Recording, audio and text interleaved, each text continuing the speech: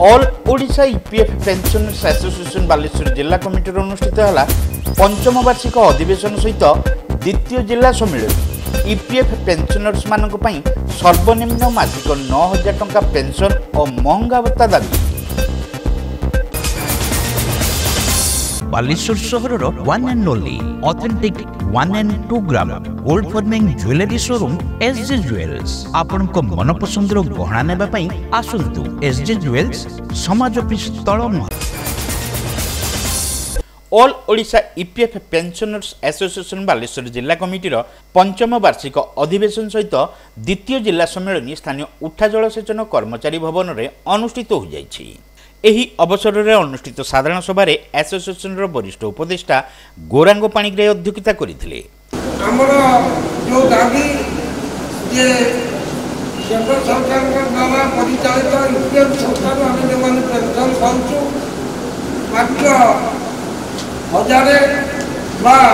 1,000 रु कम टंका मासिक पाउछु और जो मैंने अधिक दरमा पाउथिले 60,000 70,000 लाख टका दरमा पाउथिले सेमाने मध्ये 2,000 3,000 2,500 पेंशन पाउछु।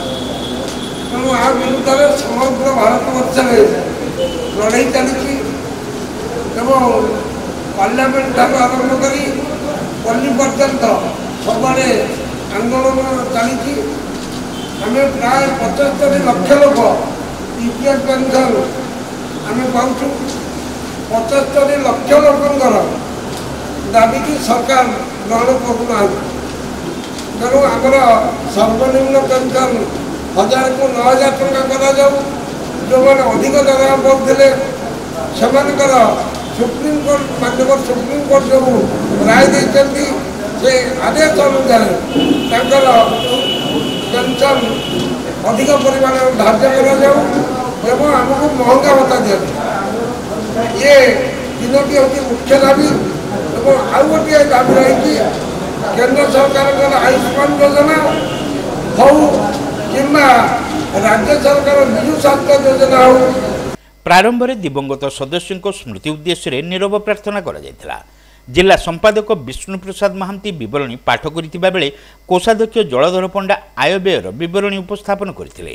आरंभ करी ओडिया भाषार सुरक्षा भाषा भित्तिक ओडिशा प्रदेश गठन स्वाधीन भारत गणजात नेशनल प्रगति आंदोलन में बालेश्वरवासी गौरवमय इतिहास रही। सेहीपरि बालेश्वर विश्वविद्यालय सरकार मेडिकल कॉलेज प्रतिष्ठा दायित्व दलमत निर्विशेष जनगण को समर्थन जन सरकार कर। कोरोना महामारी काल जिला कमिटी संपादक भाव समाज दायित्व आम राज्य समस्त जातीय कमिटी विभिन्न आह्वान बालेश्वर जिलार जता संभव सफल कर 2019 मसीहा अक्टोबर 28 तारीख दिन राज्य कमिटी आह्वान क्रमे स्थानीय प्रिंट कल्याण मंडप परिसर में बालेश्वर जिलार ईपीएफ संस्थार पेंशन भत्ता कर्मचारी मानकर प्रथम साधारण सभा अनुष्ठित होता। मासिक सर्वनिम्न 9,000 टंका पेंशन सुप्रीम कोर्ट आदेश अनुसार वेतन हार में अधिक पेंशन और महंगा भत्ता प्रदान पर सर्वसम्मतिक्रमे प्रस्ताव गृहीत होता। दाबी पूरण पर साधारण निर्वाचन पर रेलरोक जातीय राजपथ अवरोध और समस्त केंद्र सरकारी ऑफिस सम्मुख में विक्षोभ पर राज्य कमिटी और जातीय कमिटी को सम्मिलन में प्रस्ताव दि जाता। साधारण अधिवेशन में अतिथि वक्ता भाव पूर्वतन विधायक तथा सीआईटीयू नेता प्रदीप्त पंडा, आईएनटीयूसी जिला संपादक विकास दास, एआईटीयूसी आईन परामर्शदाता निरंजन परिड़ा, वरिष्ठ नागरिक मंचर जिला संपादक दामोदर नायक, सिविल सोसाइटी सभापति अंतर्जामी प्रधान, वरिष्ठ समाजसेवी सीताराम प्रधान समेत परमेश्वर पात्र, शरचंद्र दलाई, अनिरुद्ध मंत्री, इंजीनियर उज्जवल कुमार चांद, ब्रज कुमार दास, पूर्णचंद्र पात्र प्रमुख जोगदे एही वरिष्ठ नागरिक मानक मासिक पेंशन वृद्धि दाबी और प्रस्तावित आंदोलन को दृढ़ समर्थन जणाइथिले। मायाधर नायक आसंता वर्ष पर नूतन कर्मकर्ता नाम प्रस्ताव आगत करने पर ताहा गृहीत होइथिला। रूपसा झट कारखानार पूर्वतन श्रमिक वैद्यनाथ पात्र वैप्लविक संगीत गान करथिले। शेष में जिला कमिटीर ऑफिस संपादक श्याम सुंदर जेना धन्यवाद देथिले।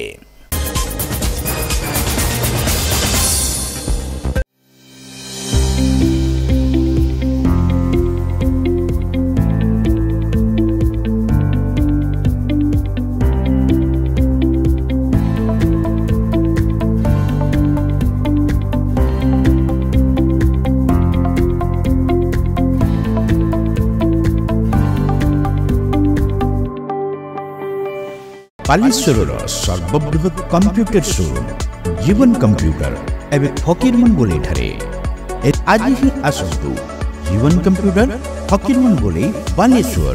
बालेश्वर सहरवासी भल खबर शॉप एंड सेव ऊपर महलार खुली बालेश्वर प्रथम फूड कोर्ट फुर्सी शॉप एंड सेव ऊपर महला हीरो शोरूम पाख विवेकानंद मार्ग बालेश्वर। पाइप किनिबा पूर्वरु पाइप रो पारिबा पणिया उपरे प्रत्येक प्रश्नर उत्तर आमे दबु। पानीर प्रखर जेते तीव्र हो अबा पानीर शिखर जेते उच्च हो एमके प्लास्ट कंपनी रे निर्मित एमकेपी ब्रांड रो सुदृढ़ एवं दीर्घस्थायी पीवीसी एंड एचडीपीई पाइप्स सर्वदा नंबर 1। सर्वनिम्न मूल्य रे सर्वोत्तम पाइप किनिबा पई जोगाजोग करंतु। MK plast private limited, Ramdaspur industrial estate, Gorisahi, Cuttack district. Pin 754006। Call करंतु 8637278439 किबा ईमेल करंतु admin@mkplast.in।